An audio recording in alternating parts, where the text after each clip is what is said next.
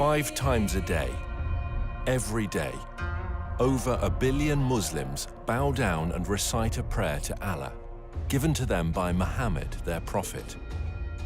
Every day, 5 times a day, they face a black rock in the holy city of Mecca and submit themselves afresh to the religion of Islam. Every day, they bow as a corporate group all around the world to express their solidarity as followers of Islam, for whom Muhammad is their prophet, the Qur'an is their scripture, and Mecca is their holy city.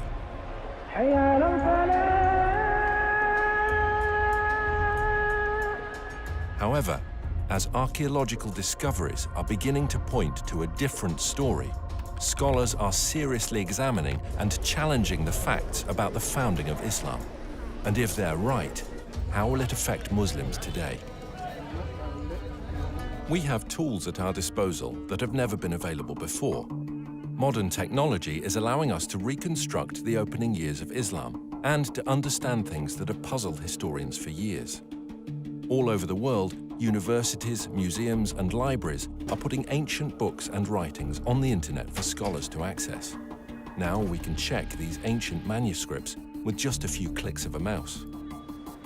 Today, both academics and amateurs alike can accurately check via satellite locations and details that would previously have taken huge expense and effort, and can share them instantly around the world via social media and academic forums.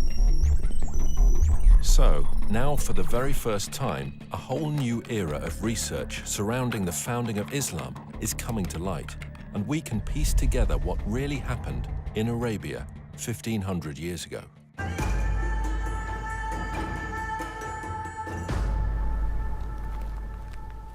Writer and historian Dan Gibson has lived most of his life in the Middle East. He has extensively researched the peoples and places of the ancient world before Islam. I first came to Arabia in my early 20s, and I've spent more than 30 years exploring every corner of this amazing part of the world, piecing together evidence for a radical new theory, which I believe will change our understanding of the past. Years of study have led me to the conclusion that Islam began somewhere other than where the conventional histories suppose, and that in early Islamic writings there are clues and references that reveal the hidden truth about the Mecca mystery. Back in 2002, I had occasion to visit a conference on Nabatean studies organized here by the Al Hussein bin Talal University. During the conference, I had occasion to speak with leading archaeologists from Saudi Arabia and from Jordan. I asked them specifically about the archaeological record in Mecca. While not wishing to be named or quoted, they admitted that there was no archaeological record in Mecca before 800 AD. I had expected them to defend the opinion that Mecca was a walled city with houses and gardens and public buildings and temples. They said no, there was nothing like that there. Did you know that the name Mecca is mentioned only once in the whole Quran?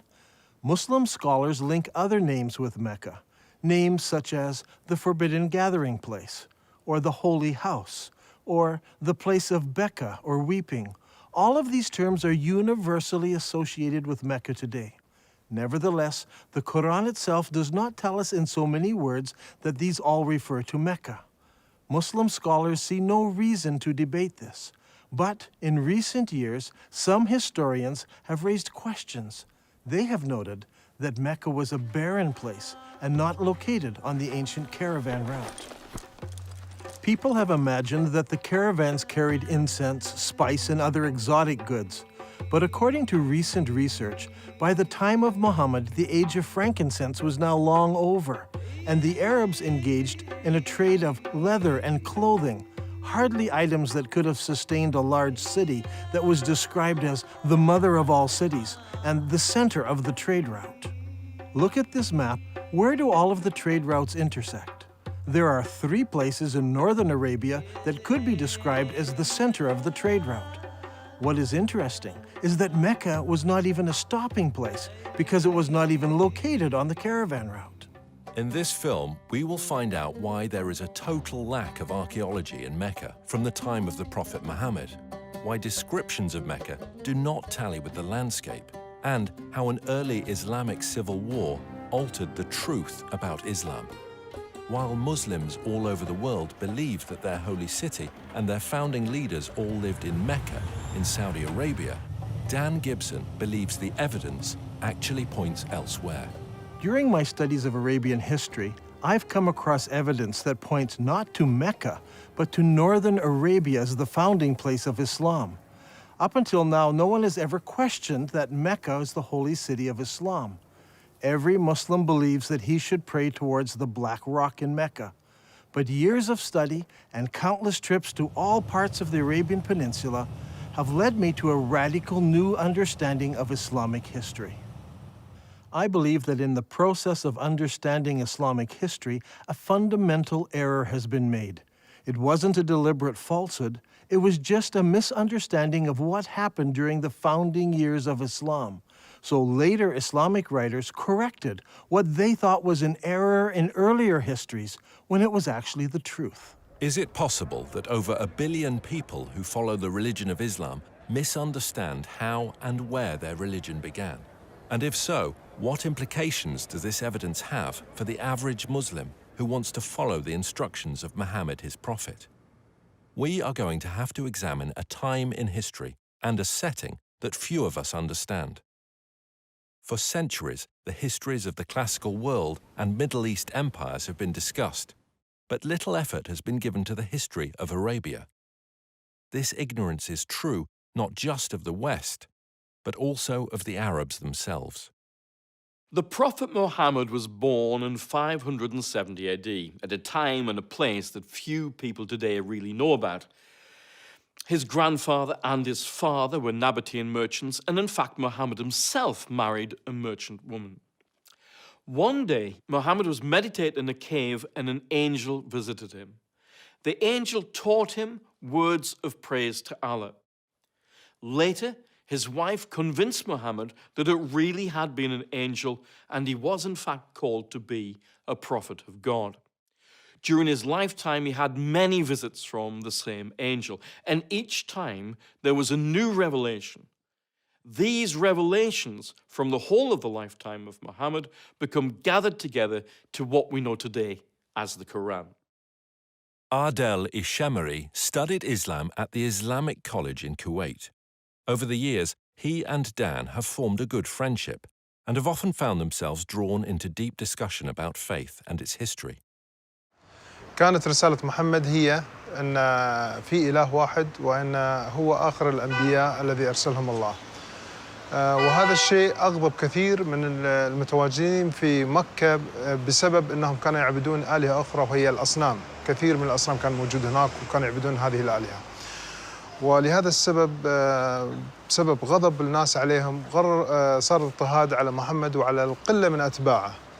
فقرر محمد وأتباعه الهجرة إلى المدينة. Muhammad and his followers suffered persecution. So he and a few of his followers fled to Medina. Now that city actually converted to Islam and Muhammad established a government there. And in fact, we can date the Muslim calendar from this period of time. Shortly after this, his followers started attacking caravans, growing in power, growing in number, until eventually more and more people joined them, to the point where they became an expanded military presence, in fact, throughout the whole of Arabia. Muhammad gave his vision of taking Islam to the entire world. However, he died unexpectedly. And at that point, disputes broke out, leading to civil wars.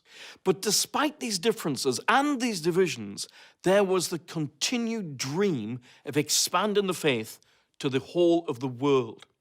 Eventually, much of North Africa and Central Asia became under the control of Islam. And today, Islam is the second largest of the world's religions.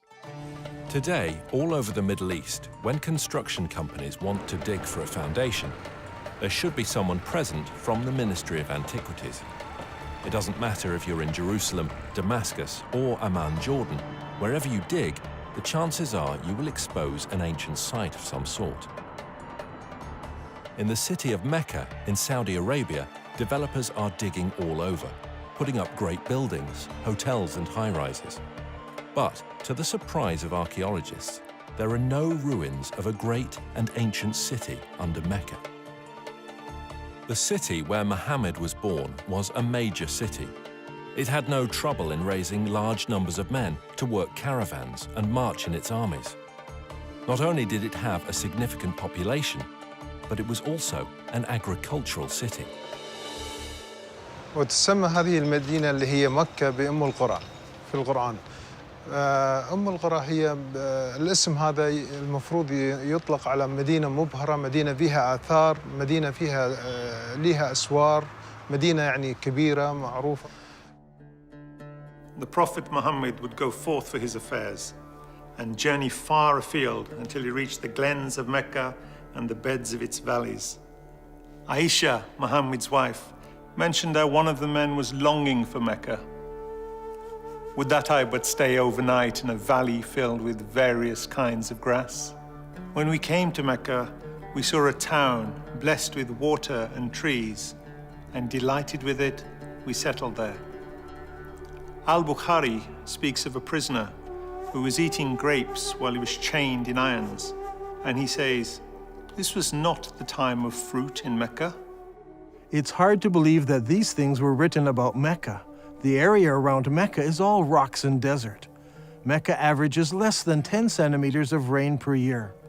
With its extremely hot temperatures and barren conditions, this is scarcely enough to grow any vegetation at all, let alone grow enough food to support a large population. Yet the holy city of Islam is described as having fields with trees and grass and soil. But there's no cultivatable land near Mecca. It doesn't match the ancient descriptions. Ibn Ishaq mentions that the people of Mecca were reluctant to cut down trees in the sacred area.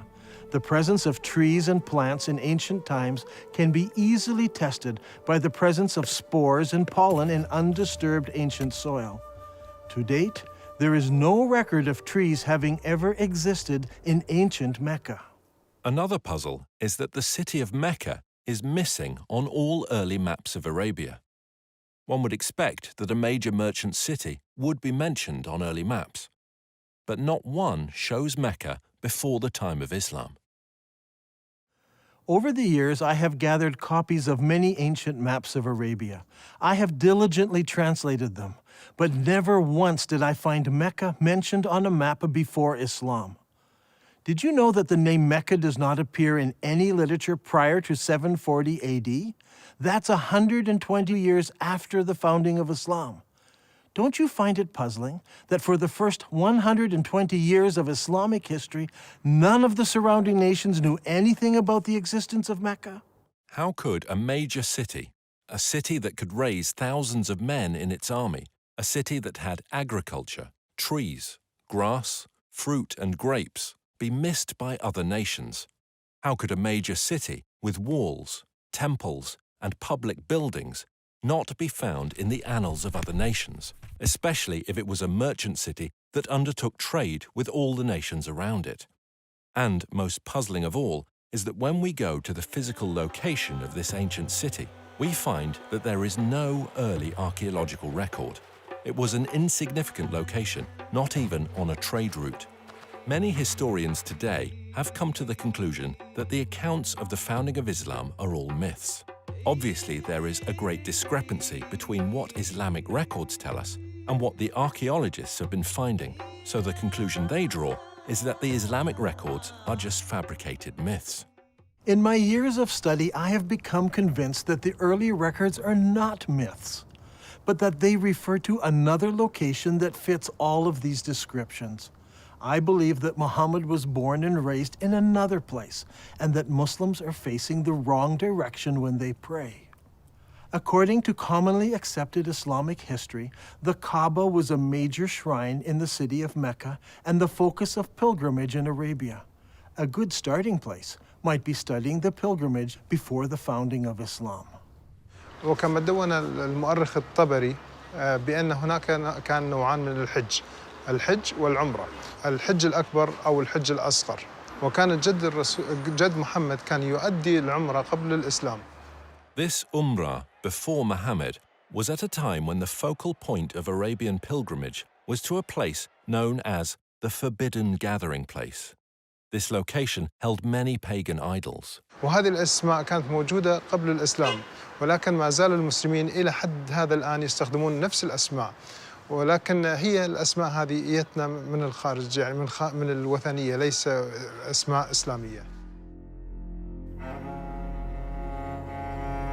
In order for us to understand what was happening in pre-Islamic Arabia, we need to understand the importance of holy places in ancient Arabia. From ancient times, Middle Eastern religions have equated gods with regions rather than being universal. Modern readers of history have long been influenced by Greek and Roman concepts of the pantheon of gods and have failed to realize the significance that the ancient Arabs applied to gods of specific regions. In the eyes of the ancient Arabs, there were gods who lived in Mesopotamia, gods who lived in Egypt, and gods who lived in Greece, and so on. Arab merchants passing through an area would respect the local gods. They were not opposed to gods of different places. What they were opposed to was the representation of a god in human or animal form. They preferred to use geometric shapes. For instance, here is a god in the shape of a block. That one over there is shaped as a triangle. Each of these gods were considered local gods and must be respected when passing through their territory. Such a view of religion naturally leads to accepting territories and locations as being sacred to specific gods.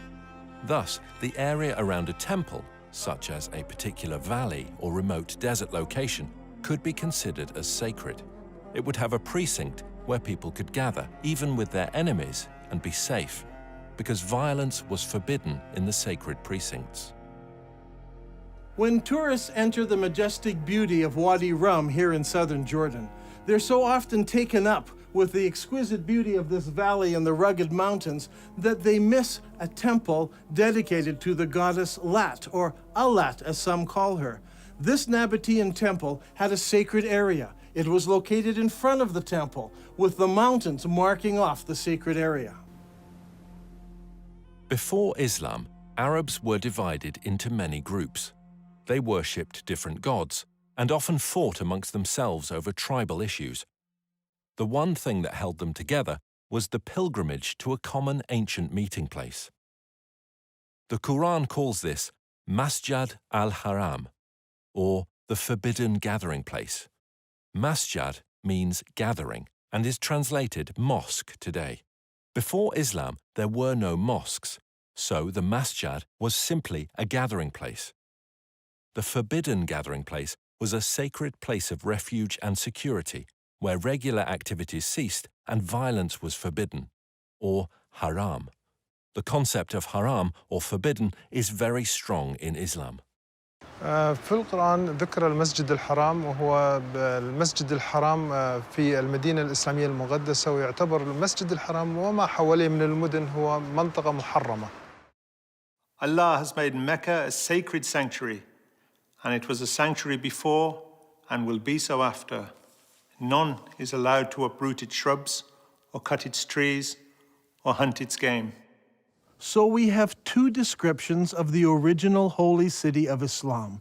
It was a haram place where killing was forbidden, and it was the focus of the pilgrimage for many centuries before the founding of Islam.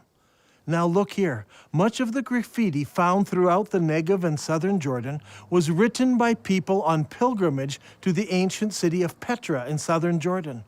Thousands of people scratched their names and messages on rocks as they made their way to Petra for pilgrimage. This creates a problem for us. Mecca is unknown in maps and literature before and during the rise of Islam.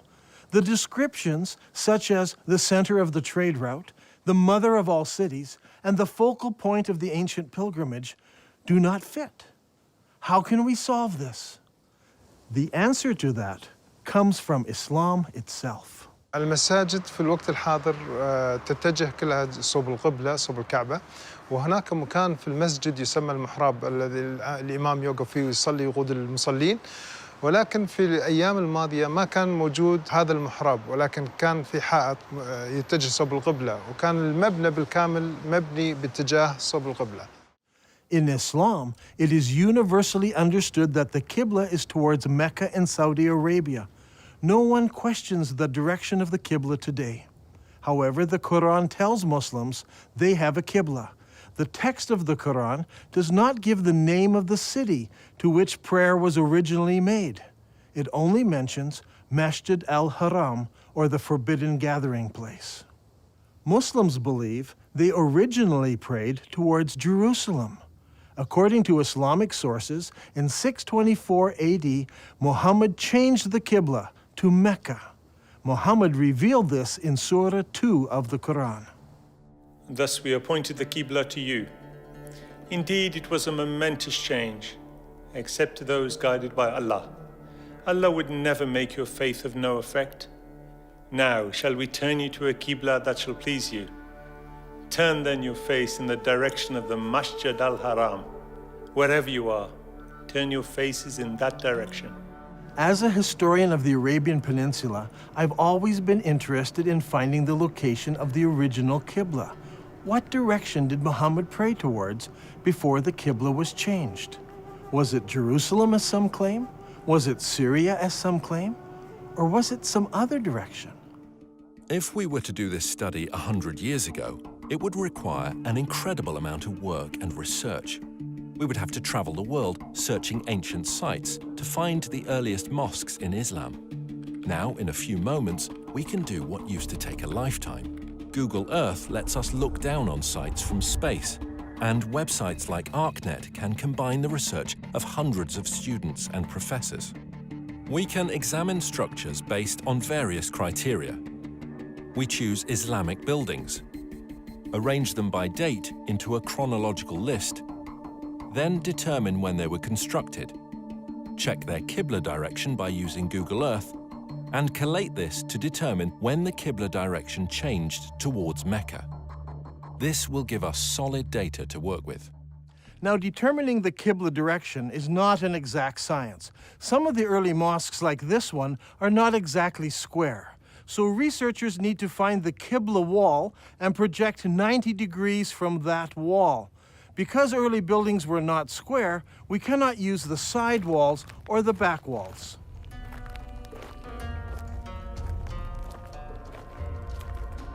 This is the mihrab of an old mosque.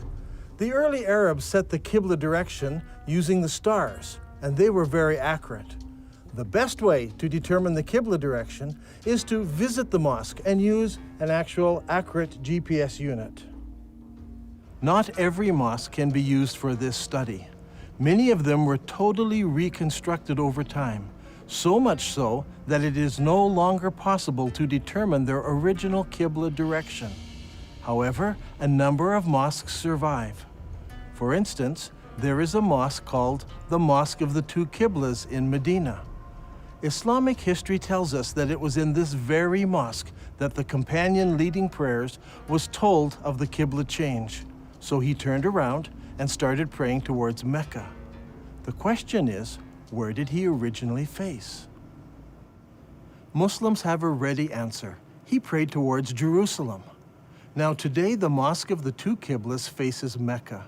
But in 1987, the mosque was completely torn down so it could be rebuilt. During the construction process, the old foundation was revealed, and they discovered that it did have a Qibla wall that did indeed face north, generally towards Jerusalem. And so Muslims believe originally the Qibla was towards Jerusalem. There is a simple way that this can be put to the test. If we go to the earliest mosques that were built, where we can identify their direction of prayer, we can plot them on a map and see if their lines converge. We'll find one of three things. They all point in different directions.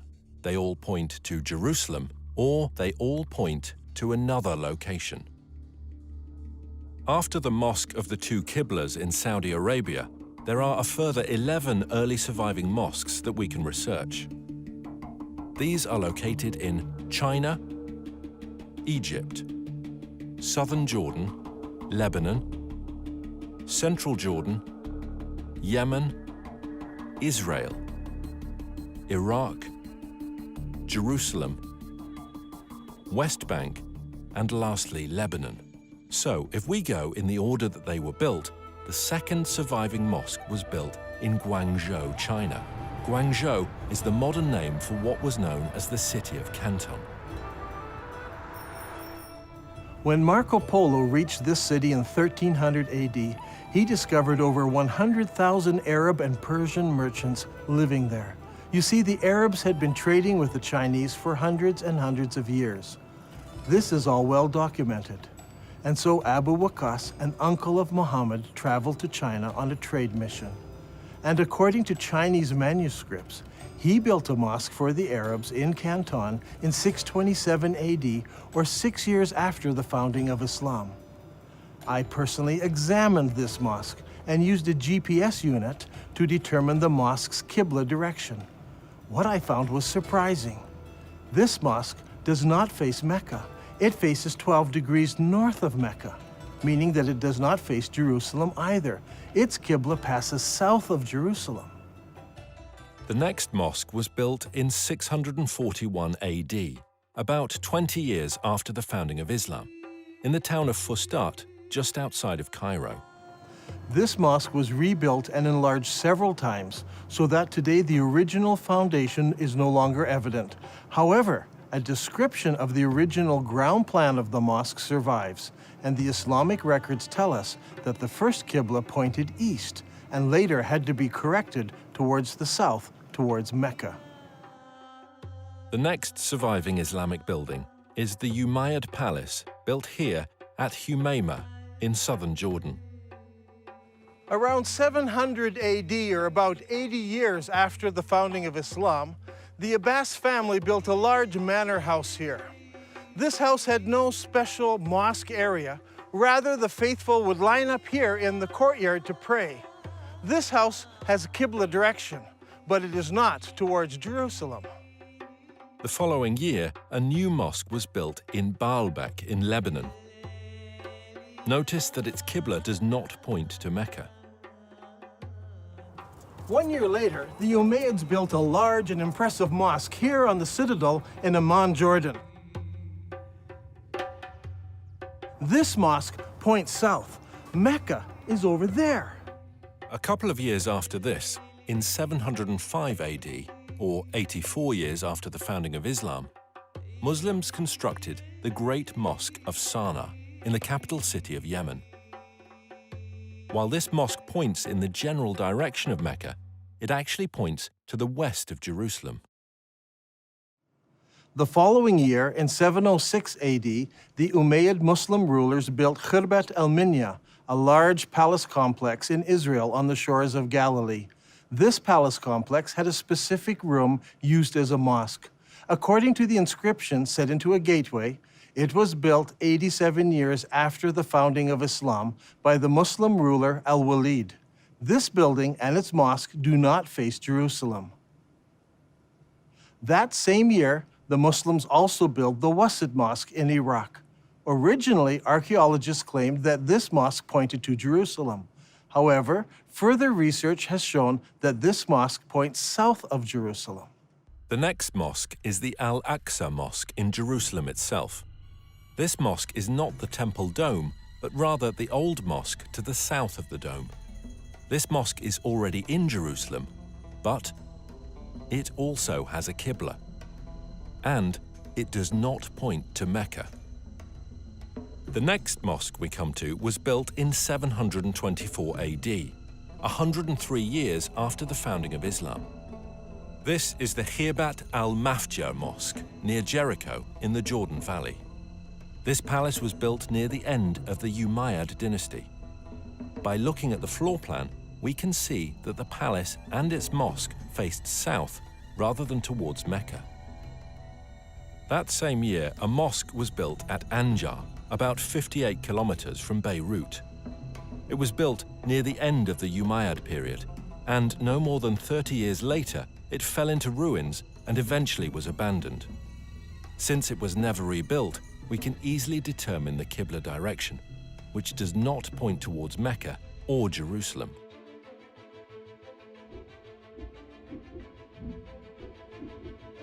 Now, let's put this all together onto one map.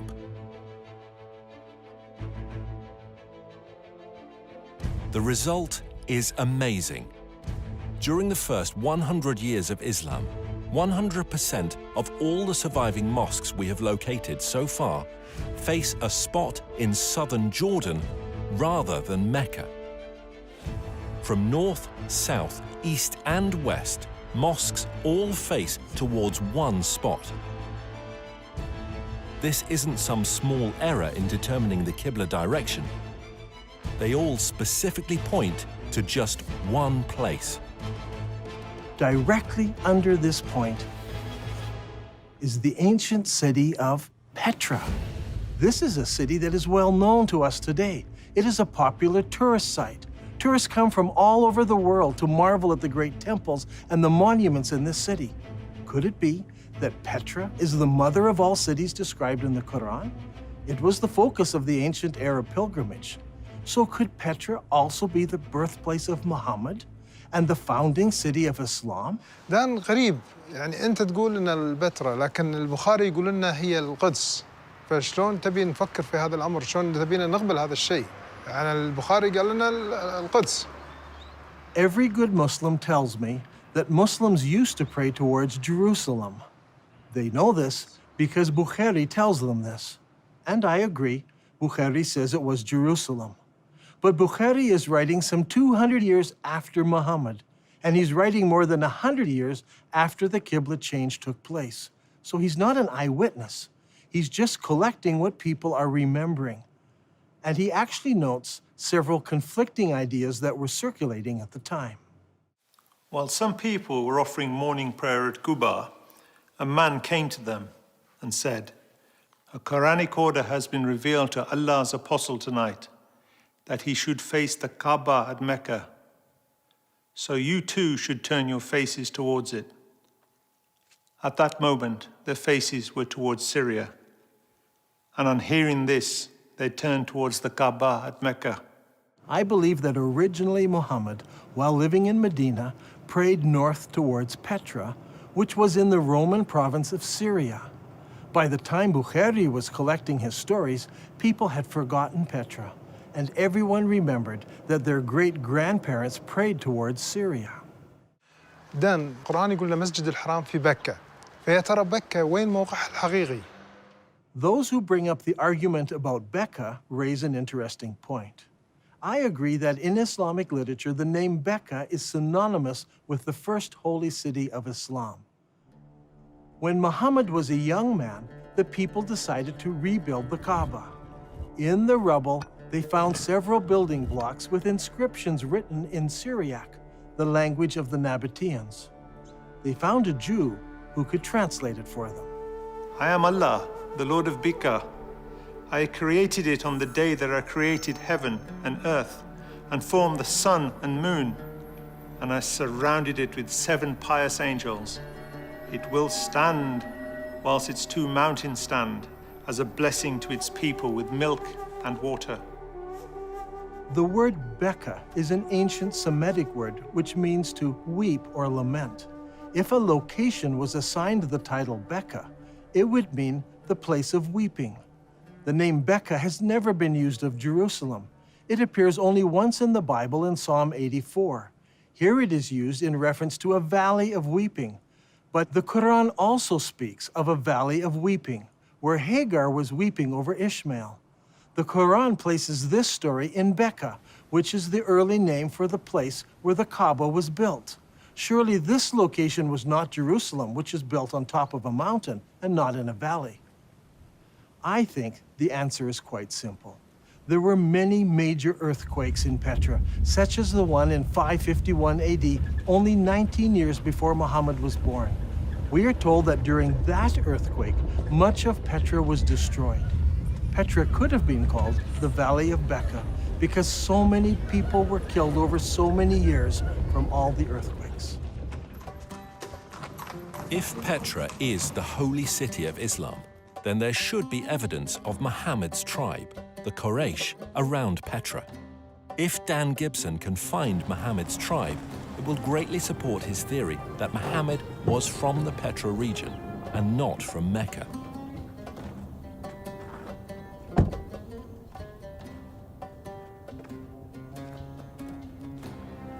Long ago, this was known as the city of Hawar, or Humayma as it is known today. Archaeologists have uncovered a farmhouse belonging to the Abbasid family and a mosque built some time later. When the Muslims of Iraq defeated the Umayyads of Damascus, they wanted a member of Muhammad's family to support and legitimize their revolt. And so they came here to Humayma, 27 miles from Petra. It was here that they found Muhammad's family and the Quraysh tribe. They didn't go to Mecca in Saudi Arabia or Medina. They came here to Humayma, 27 miles outside of Petra. It was here that they found the Quraysh tribe and the family of Muhammad, not in Saudi Arabia. So far, we have discovered that the early mosques of Islam all faced the ancient city of Petra. But does the city of Petra fit the Islamic descriptions of the original holy city of Islam? There is a story told by all of the early biographers of Muhammad. It concerns Abdullah, Muhammad's father. He was working in the field one day and he came home with dirt on his hands. He went in to his first wife and said, "Lie with me," but she refused because he was dirty. So he went out, washed off the soil, went into his next wife, Amina. She conceived, and in this way, Muhammad was born. What is important to us about this story is that all of the early writers use the same word for the dirt on Abdullah's hands. They all use an Arabic word for soil, especially the soil of a cultivated plot or field. The problem is, there is no cultivatable land near Mecca. However, when we come to Petra, we discover that Petra had water, fields, and trees. According to archaeologists, there were private and public gardens, as well as running water brought into the city through aqueducts and clay pipes. Archaeologists have described fruit trees, grapes, and gardens existing in ancient Petra. Even today, there are cultivated plots of land between Petra and El Beida, which is 5 kilometers away. By analyzing ancient soil, researchers have discovered that only 100 years ago, the hills around Petra were covered with trees, including oak, juniper, pistachio, and carob. Not only did the holy city have trees and fields, it was also a walled city. Ibn Ishaq says, and they surrounded him by the walls of Mecca. Now this is very puzzling because Mecca had no city walls. Some think perhaps this was a house in Mecca, but Ibn Ishaq specifically says the walls of Mecca. But Mecca was not a walled city. So what about Petra? Petra was built in a valley. On either side of the valley were large mountains with cliffs. These cliffs were as good as city walls. So the people of Petra built walls from one mountain cliff to the other mountain cliff, both on this side of the valley and also on the other side of the valley. So Petra had city walls. Another distinctive feature in Petra is that it contains a very unique stream. Now, usually you have a valley with mountains on one side, mountains on the other, and a stream running down the center of the valley. But in this case, long ago, earthquakes cracked these mountains so that there is a crack in that mountain, water runs through that crack, across the valley, and out the crack in the other side. The Nabateans built a colonnaded street from one mountain to the other mountain, and beside it was a rainwater course. Let's go down there. Now, in Islam, one of the duties of the pilgrims is to go 7 times between 2 mountains called Marwa and Safa. What is interesting is that Bukhari tells us that Muhammad chose to do this, running in the rainwater course between the 2 mountains. But there are problems. Safa and Marwa are just small rocks. Today, they're housed right inside of the mosque building.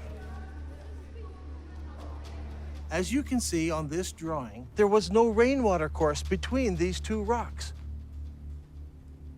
But here in Petra, the description fits exactly from one mountain to the other. There are 4 ways into the Petra Basin. Since Petra is in a valley, one could enter from either end of the valley. During the year of the contest of Mecca, the Prophet entered Mecca through its upper part. But there were also other ways of entering Petra. The ancient records tell us that the holy city could be entered and exited by a crack in the rocks. In Arabic, this is called a thaniya. Al-Bukhari mentions this several times. Allah's apostle used to enter Mecca from the high Thaniya and used to leave Mecca from the low Thaniya.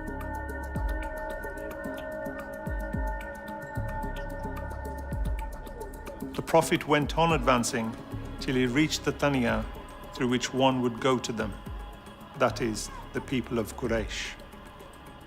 There are 2 Thaniya entrances. One of these is the famous Sikh that tourists pass through to enter the city. The other is on the far side of the colonnaded street and leads into a maze of canyons that eventually empty out into Wadi Araba below the Dead Sea. Petra also has many temples. Over here is what is known today as the Temple of the Winged Lions, or the Temple to Al-Uzza. Behind me is what is known as Qasr al-Bint today, or the temple to the god Dushera. This short chain of mountains here was the home to the god, and here in the very heart of the mountains is the temple to this god, El-Dushera. Now, Ibn Hisham relates to us a very interesting story. It's very early in Islamic history. Only a few people have converted to Islam at this time. One of those was a man known as Al-Tufail bin Amr of Mecca. He accepted Islam on one of his journeys, and once he returned home to Mecca, his wife also decided to accept Islam. Al-Tufail then tells his wife to go to the temple of Dushera and cleanse herself there. In the sacred area, there was a trickle of water where she could wash herself. She did this and returned home and learned about Islam.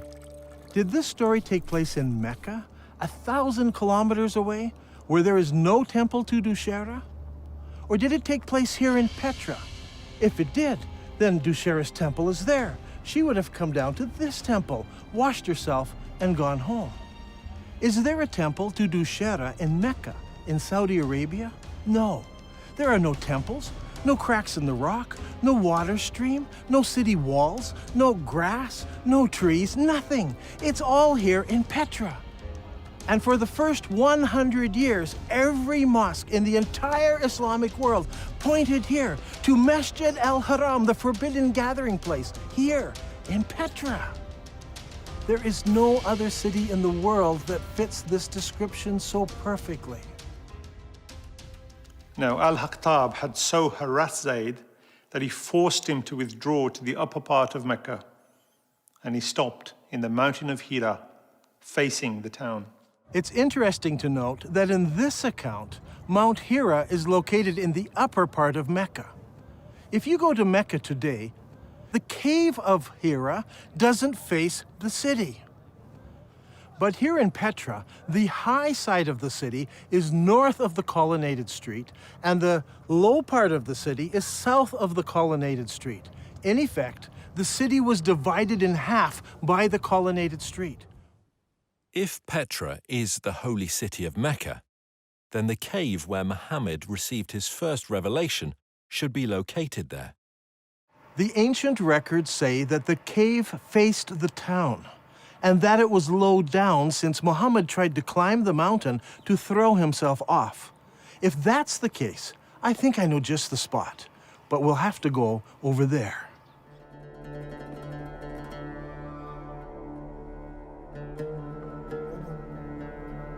Here in this cave, we can see where there are many various god blocks.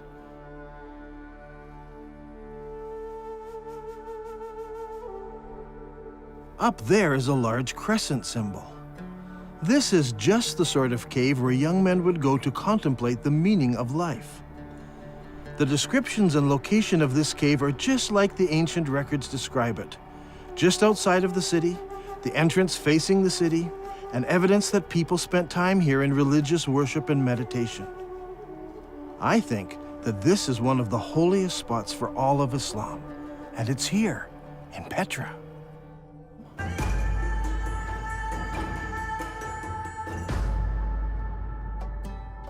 The Quran commands every Muslim to face the forbidden gathering place when they pray. Now, the forbidden gathering place wasn't a building. It was much more than this.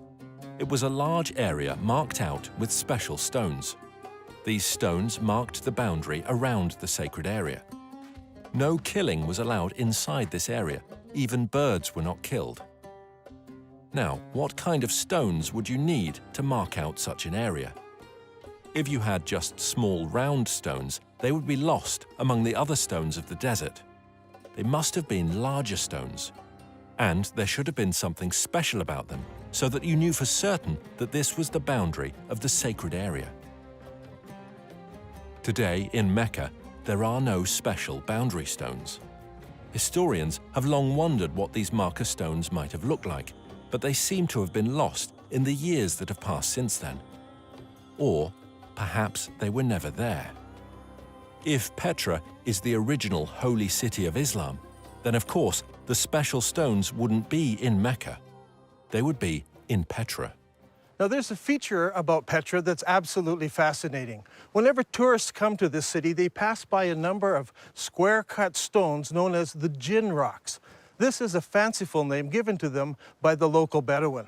What is interesting is that there are more than 20 of these large square stones marking all of the entrances of the city. Is it possible that these mark out the forbidden sanctuary? Perhaps that's why they're not located in Mecca. If that is true, then Masjid al-Haram, or the forbidden sanctuary, would have been located here. And if it was located here, then the Kaaba would have been located here as well. But it's not, because a man named Ibn Zubair moved it. So far in this program, we have been examining the direction of prayer that Muslims originally faced. As we've seen, all of the mosques constructed during the first 100 years of Islam pointed to Petra. By using the two mosques on the Amman citadel, Dan Gibson has determined the approximate years when the Qibla direction changed. Does Islamic history give us any clues as to why the direction of prayer might have changed?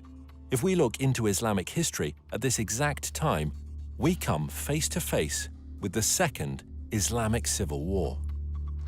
حصلت حروب كثيرة في الإسلام، ولكن أيضاً حصلت حروب أهلية بينهم بسبة الخلافة بعد وفاة محمد. ولهذا السبب صار في شيعة وسنة. الأمويين فازوا اللي هم السنة، والحكم بدأ من دمشق. At this point in history, the governor in the holy city was Abdullah ibn Zubair. He was particularly unhappy. In his eyes, the holy city was the most important city of Islam, the mother of all cities. But the Umayyad rulers chose Damascus as the new capital city, and a lot of people were unhappy with the corruption and the infighting in Damascus. So in 683 AD, about 64 years after the founding of Islam, Ibn Zubair declared himself caliph in the holy city, and that started the Second Islamic Civil War. The Umayyads reacted strongly and sent an army against the holy city. Ibn Zubayr then did a shocking thing. He destroyed the Kaaba, the ancient holy shrine of Islam. Ibn Zubayr then demolished the Kaaba sanctuary until he had leveled it to the ground and dug out its foundation. Then he placed the black stone beside it in a wooden stand in a strip of silk. The Umayyads fought against Ibn Zubayr and his companions, but after 40 days, news arrived that the ruling caliph in Damascus had died. Now, the Umayyad generals insisted that the battle wasn't over, but that they must return to Damascus so that a new caliph could be established. The members of the Umayyad royal family had come to the battle as well, and they insisted that they must return to Damascus under the protection of the entire army, so the whole army marches off. The problem we face here is one of timing. The Islamic records are quite clear that when the Caliph died, his 13-year-old son ruled in his place. Al-Tabari, Volume 20, tells us specifically that his son survived only 40 days after his father died before he too was killed. During this time, the armies from the Holy City returned to Damascus. Now, a slow-moving army would have taken many days to cover the 1,400-kilometer trek across the desert from Mecca in Saudi Arabia to Damascus in Syria. If the army could move at 20 miles a day, it still would have taken them 43 days. When you add up the time the messenger took to bring the message, the time it took for the army to decide to return and get mobilized, and the 43-day march, there is simply not enough time. Mecca is too far away to be believable. However, if the holy city was Petra, then the distances would all be drastically reduced. This problem of distances plagues Islamic history again and again. Mecca in Saudi Arabia is simply too far removed to fit many of the stories in early Islamic history. Now, with the lull in the war, Ibn Zubayr had time to rebuild his defenses and prepare for the return of the Umayyad army. Now I want to show you something. Here are some of the volumes of Al-Tabari's History of Islam. Al-Tabari managed to collect a massive amount of material that he writes about what happened during each year of Islamic history. He devotes whole chapters, sometimes 2 chapters, to every year. But then something strange happens. The battle for the Holy City takes place over several years, but year 70 of Islamic history is of great importance. Now notice, Al-Tabari spends 15 pages describing what happens in year 69, and he spends 27 pages describing what happens in year 71. But where is year 70? Look at this. For year 70, Al-Tabari only records a few lines of text. Did he not find any more information for this year? Or did later editors censor this year from Al-Tabari's record? Only a few lines, but what he records gives us a few tantalizing details. It tells us that Musa'ib ibn Zubair, apparently a brother of Abdullah, brings supplies to the Holy City. Were these supplies military equipment? No, it says he brought many horses and camels. I believe that this is the year that the followers of Ibn Zubair moved south from Petra to the deserts of Arabia to find a place where they could hold out against the Umayyad forces. All details of this year have been removed from Al-Tabari's history. But we know that they obtained many horses and camels, which would have no other purpose than to move many of the people out of the city. This lull in the war continued into the next year. So Ibn Zubair took advantage of the break to undertake a religious project. He decided to rebuild the Kaaba. But Al-Tabari does not tell us where the new Kaaba was constructed. Was it in Petra? Or was it in a new, safer location in faraway Mecca?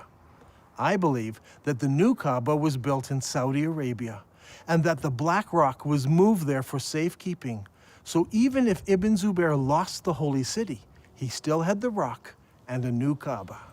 After a new caliph was established, the Umayyad army returned. This time the army was bigger, and the Umayyads brought large weapons of war with them. Among them, a stone-throwing machine called a manjanik. The war between Ibn Zubayr and al-Hajjaj took place for 6 months and 17 nights in the hollow of Mecca. Yusuf ibn Mahak said, "I saw the manjanik with which stones were being hurled. The sky was thundering and lightning, and the sound of the thunder and lightning rose above that of the stones, so that it masked it."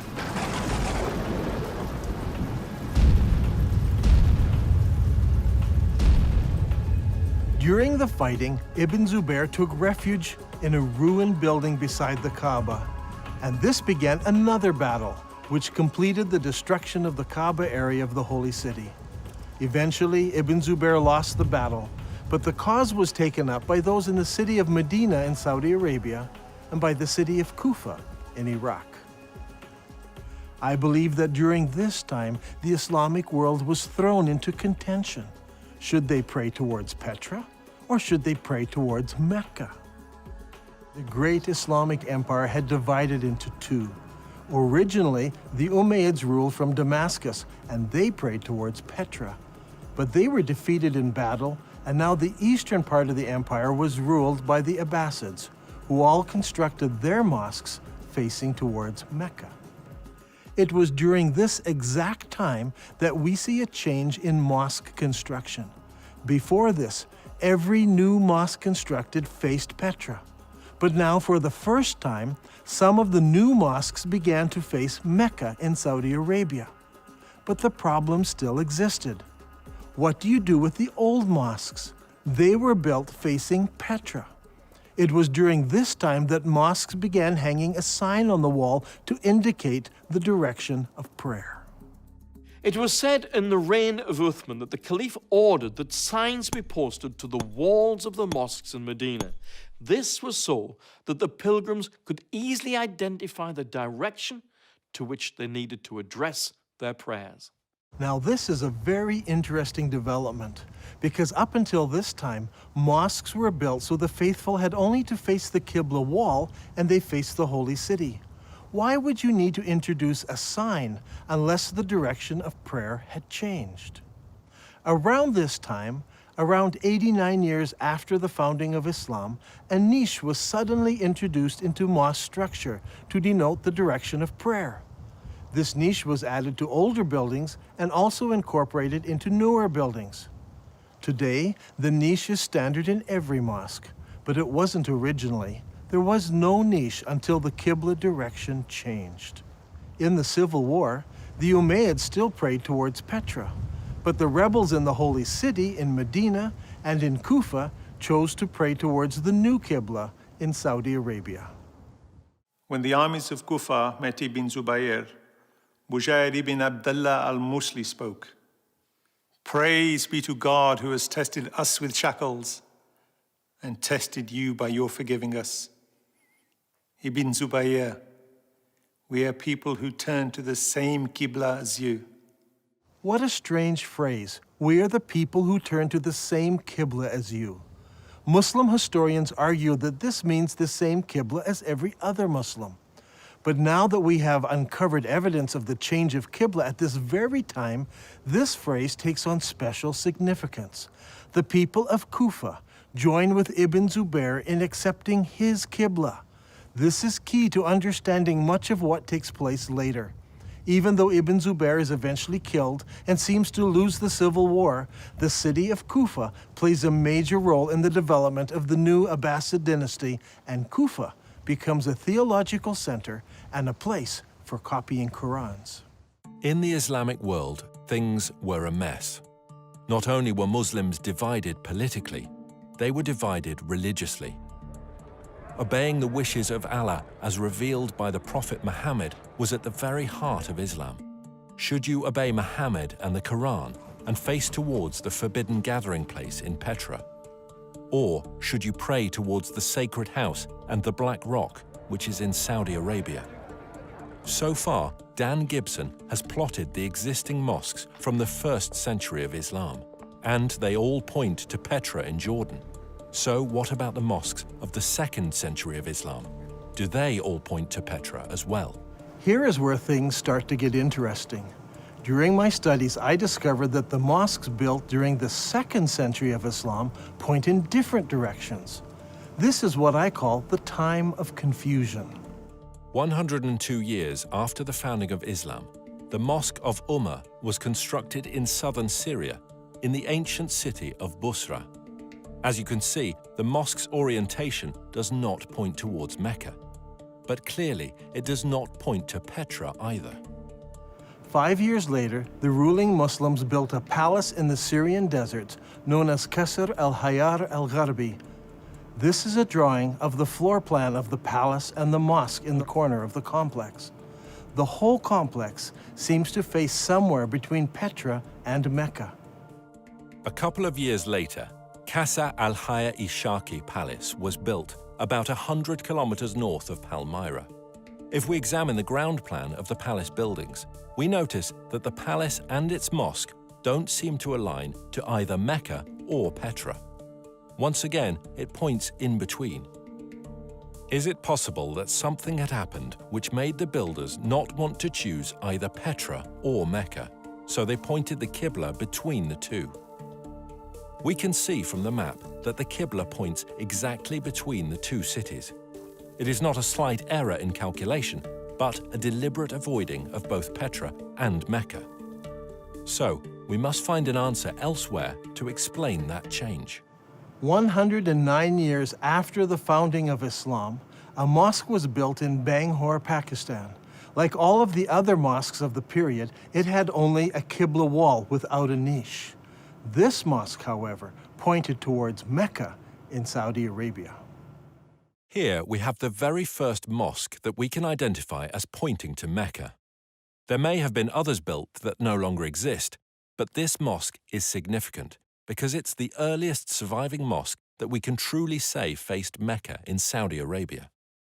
And what is astounding is that it was built about 100 years after the death of Mohammed. This is very late for Muslim historians, and it is going to cause traditional Islamic history all kinds of trouble. One of the most important buildings in our study is found here on the citadel of Amman, Jordan. This Umayyad palace was built about 122 years after the founding of Islam.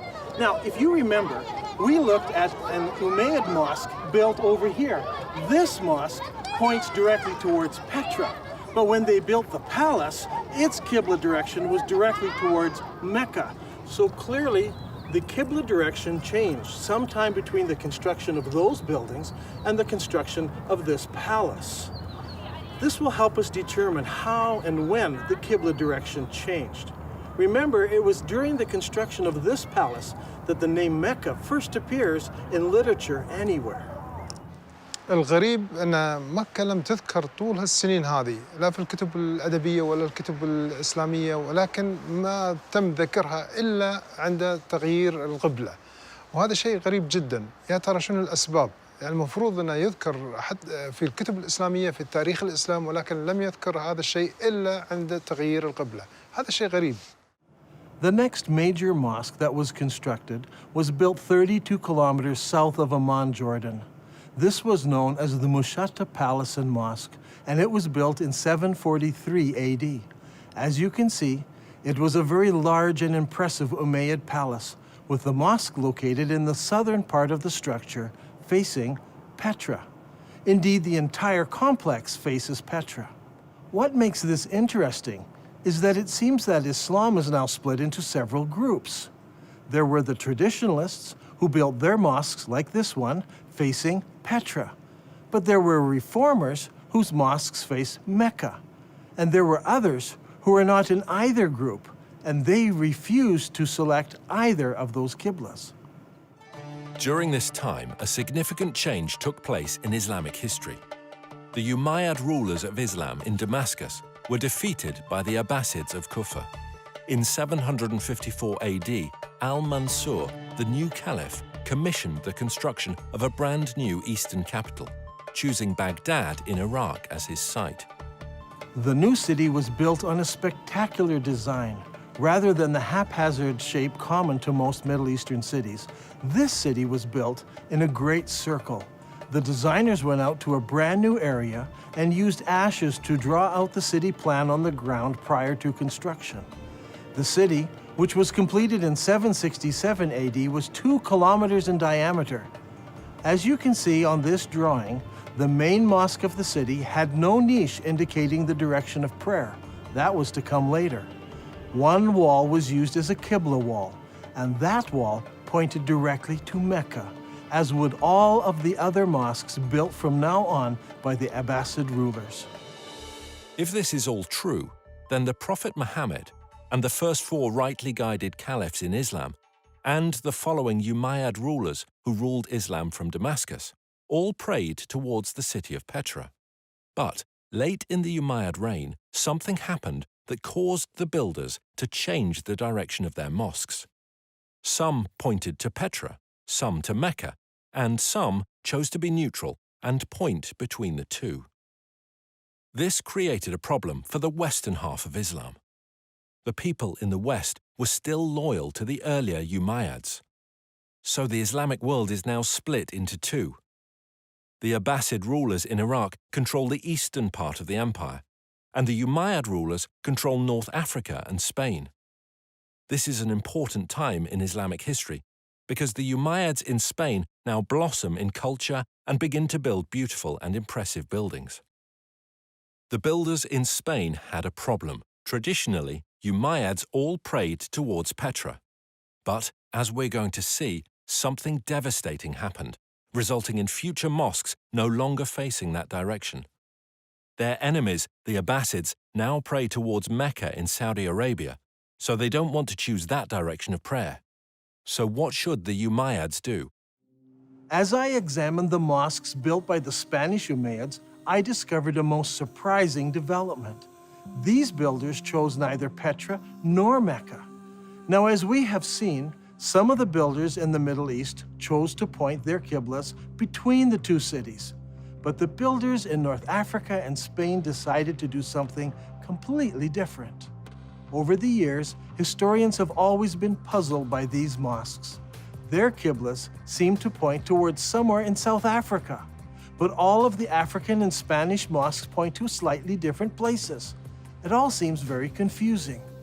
However, when plotted on a map, we can see that the mosques of North Africa and Spain all have qiblas that are parallel to a line drawn between Petra and Mecca. So rather than choosing Petra or Mecca, they chose to make their qiblas parallel to a line drawn between the two cities. كل المسلمين يعرفون بأن مكة موجودة في السعودية، وأنت في نظريتك اليوم يعني تقول لي مكة موجودة في البتراء، على أي أساس أنت جبت هذا الفكرة؟ يعني شنو الدليل؟ شنو البرهان هذا؟ يعني برهانك ودليلك على هذا الشيء؟ احنا اللي عارفينه أن مكة موجودة في السعودية، فعلى أي أساس أنت جبت هذا الشيء؟ If you're still not convinced, I want to show you something else. Do you remember when we discussed the Second Islamic Civil War? Ibn Zubair barricaded himself in the Holy City, and the Umayyad Syrian army surrounded him and kept him there for 4 months. During the month of October, the Syrians brought a catapult up to the city walls, where they lobbed rocks right into the holy places of Islam. How is this possible? Normally, people live behind the city walls. A catapult would simply smash down people's houses. But in this case, it said the catapult hit the holy places of Islam right in the center of the city. How is this possible? Well, here in Petra, there is a unique feature. Petra had city walls. In the north and in the south, the city walls crossed the valley. But in the north, the city walls did not go all the way to the canyon because there was a watercourse running along the canyon. I believe the Syrians brought their catapult up the dry river course right to the place where they could lob rocks into the very heart of the city, hitting the Kaaba and the holy places of Islam. Archaeologists from Brown University have been digging here in Petra for many years. Their project was to excavate what is known as the Great Temple area. As they uncovered the temple, Dan was amazed to find evidence that supported his theory. One of the interesting features of this building is that people built defenses here against attack. See, here in this doorway, they closed it in so they could defend themselves. This happened sometime after the earthquake of 551 AD. We can date the defenses of here by the roofing tiles that were used in the construction of these defenses. However, there are no recorded battles in Petra during this time. So we know this happened during the founding years of Islam. But this is not the only evidence we have. During the excavations, the archaeologists uncovered over 400 catapult stones. These stones are buried in about the right place at exactly the right time.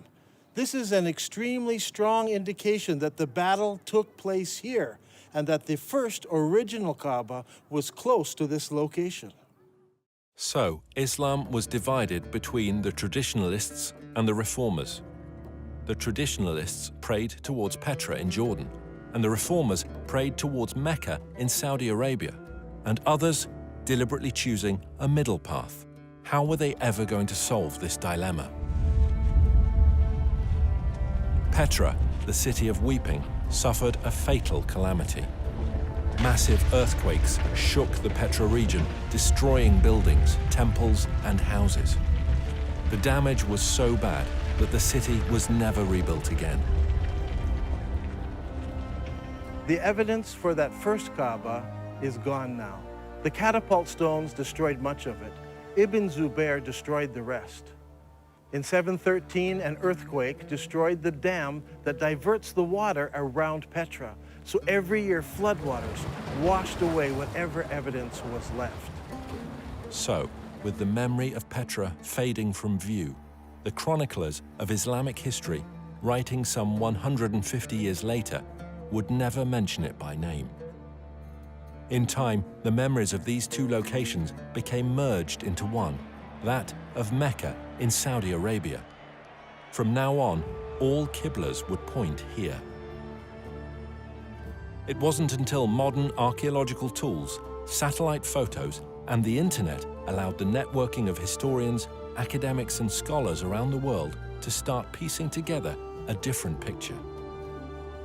هذا الأمر غريب، يعني أول مرة نسمع فيه، يعني شلون المسلمين تبيهم يصدقون في هذا الشيء المكتوب، يعني غريبة، ليش ما مذكور في الكتب الإسلامية ولا مذكور في كتب التاريخ؟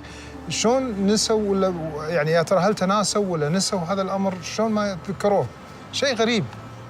In order to understand the events that influenced the writing of Islamic history, we need to recognize several things.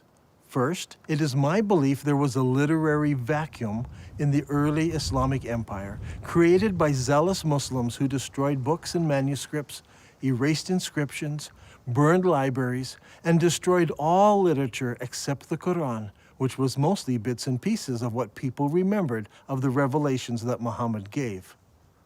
This destruction of written material by the Islamic forces has been well documented.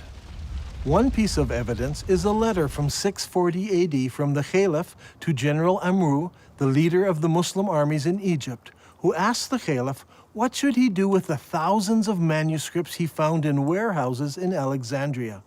The Caliph's answer has been recorded and known for centuries. As for the books you mention, here is my reply. If their content is in accordance with the revelations of Allah, we may do without them. For in that case, the revelations of Allah more than suffice.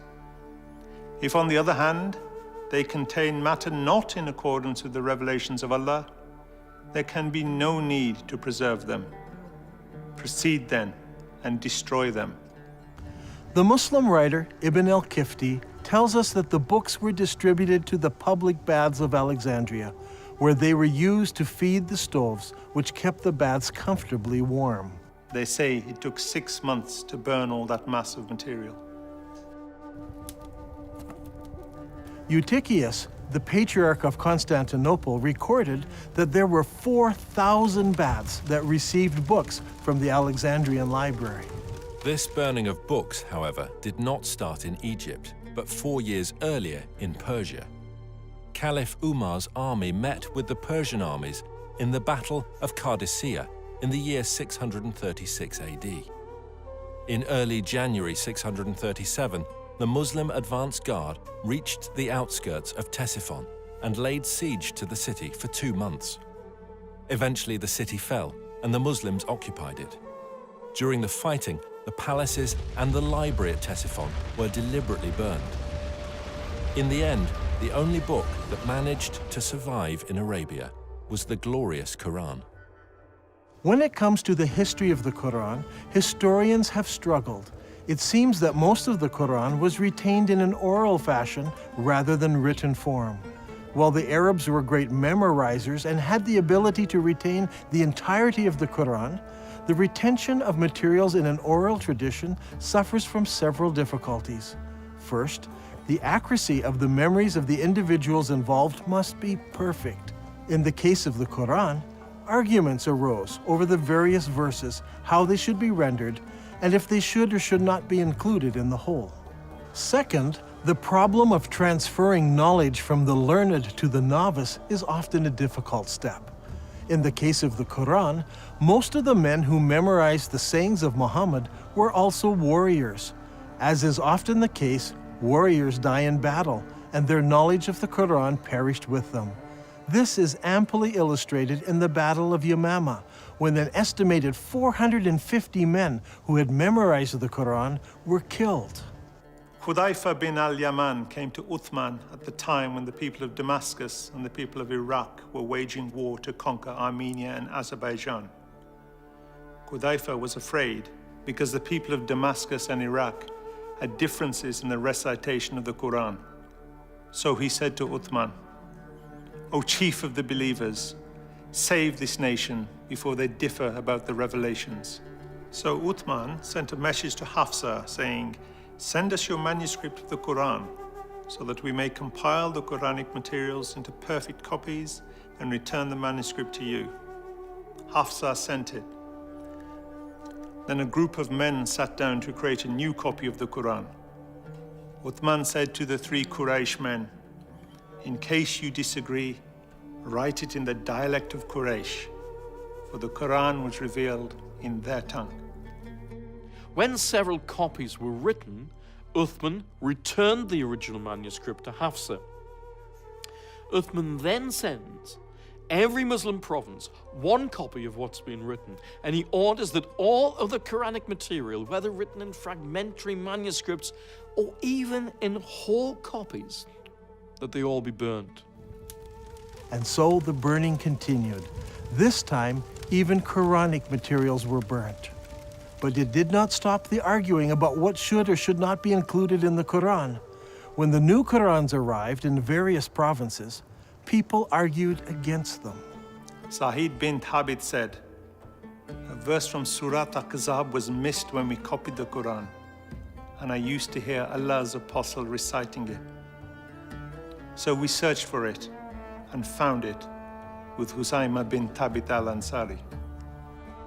These 5 or 6 copies were now the only Qurans in the entire Muslim empire. Uthman's order to burn all other Quranic material tried to wipe out all Qurans everywhere, except the few that were held by the provincial governors. In effect, all non-Muslim books were destroyed, and then the Muslims destroyed all of their own books and writings, except for 5 or 6 copies. Remember, the Islamic Empire at this time stretched from the Atlantic Ocean through the Middle East all the way to Afghanistan, and only 5 or 6 copies of the Quran existed in all those millions of square kilometers. This is what I refer to when I speak of a literary vacuum. Much later, once the Abbasids took control of the Islamic Empire, they recognized this literary vacuum and they set out to correct it. The problem was, they were interested in producing an Abbasid version of Islamic history. So all of the materials produced under the Abbasid control reflected the politically correct version of Abbasid history. These histories and hadiths about the previous 250 or more years were collected, copied, and distributed. Those books that were written earlier were either destroyed or edited by later writers who thought they found errors in them. Under Abbasid rule, massive religious, scientific, and academic projects were undertaken.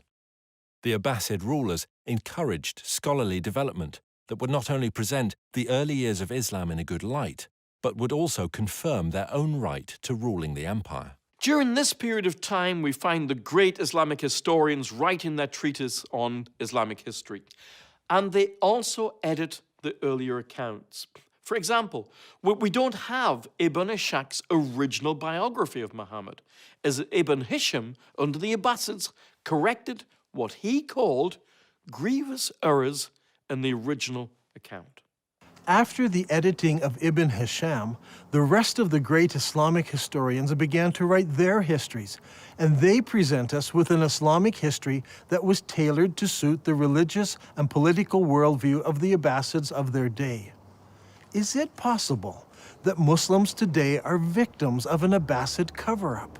Did the Abbasids purposely turn Muslims away from praying towards the forbidden gathering place in Petra, as the Quran commands, and make them pray towards the Black Rock, now residing in Mecca?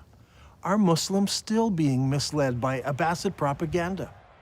I believe the stage was set when early Muslim leaders gathered together the various scraps of the Qur'an.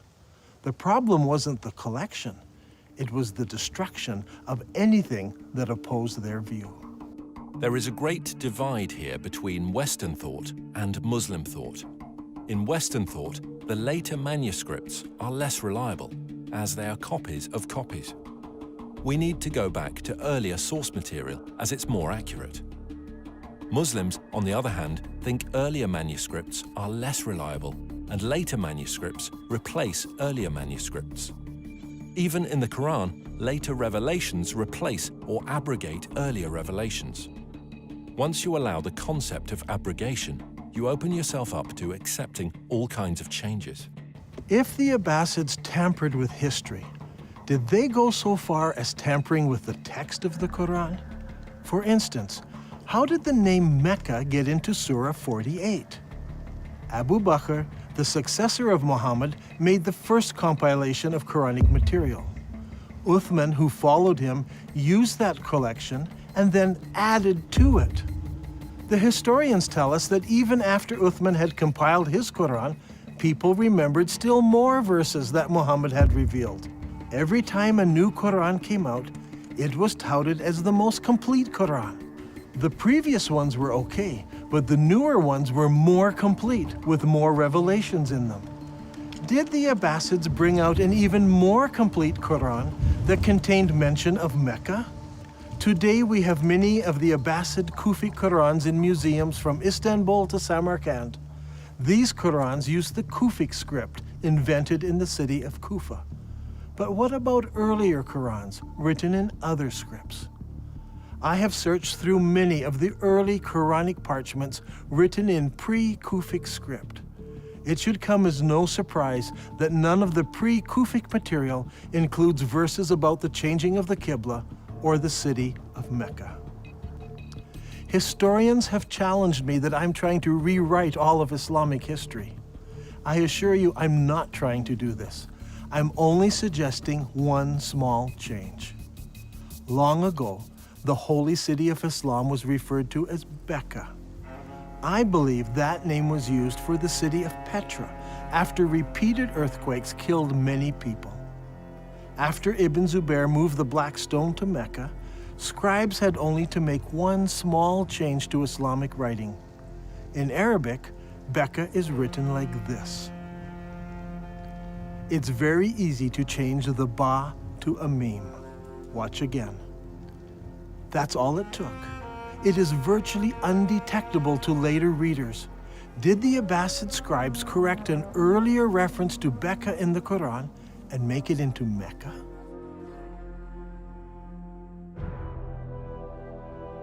I believe that all of the evidence points to Petra as being the ancient city of Mecca, the founding place of Islam. All of the mosques of the first century of Islam point to the forbidden gathering place in Petra, and all of the descriptions fit Petra, not Mecca. Muslims are instructed in the Quran to pray towards the forbidden gathering place. The Quran says nothing about the Black Rock. It is clear that although Dan Gibson's research is rooted in Islamic history, and he has a great affection for the Arabic world, his theories will be challenging to Muslims. As faiths around the globe come under increasing scrutiny to prove the veracity of their origins, all religions need to consider serious research they may find difficult. Islam needs to ask if it is possible that over 1 billion people have been misled by Abbasid propaganda regarding how and where their religion began.